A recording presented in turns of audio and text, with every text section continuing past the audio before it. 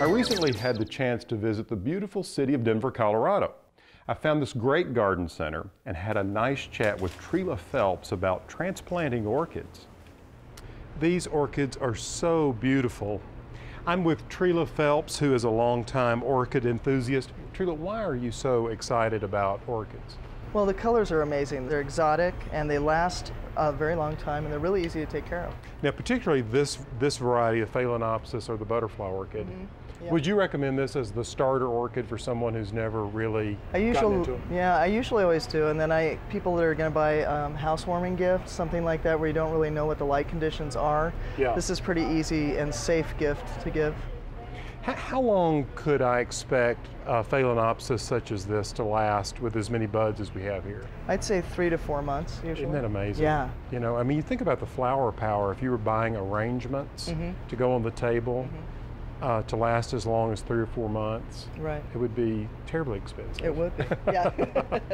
Well, you know what I love about the Phalaenopsis is that there's virtually an orchid for every room of the house and every color palette. Yeah, anymore. I mean, it used to be that they'd only be available one time of year, and it was usually in the winter. Yeah, show me how you would assemble this, because I know it's really as simple as 1, 2, 3 done. Normally we ask them not to take it out of the pot until after it's finished blooming, because sometimes they can drop their buds and you don't want that to happen. So we would try to find a container that maybe both of the pots would fit into, and I kind of call this faking it out. Okay. So when we bring somebody in, they may have their favorite pot, or we'll find one for them, and we just kind of squeeze the root balls, and we get it in just below the lip there, and then we cover up all our mistakes.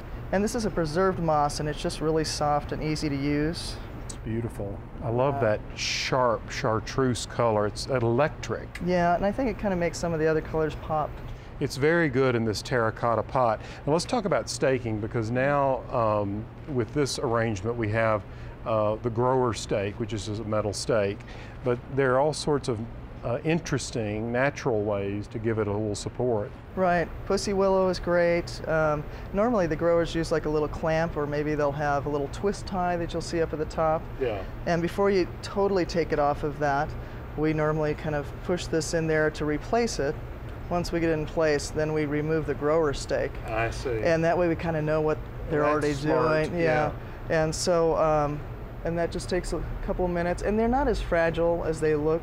Sometimes we get a little afraid to handle them, and they're pretty tough. They look so exotic and so glamorous. Right. You think they are fussy, but they're really not fussy at all. No, they're really not.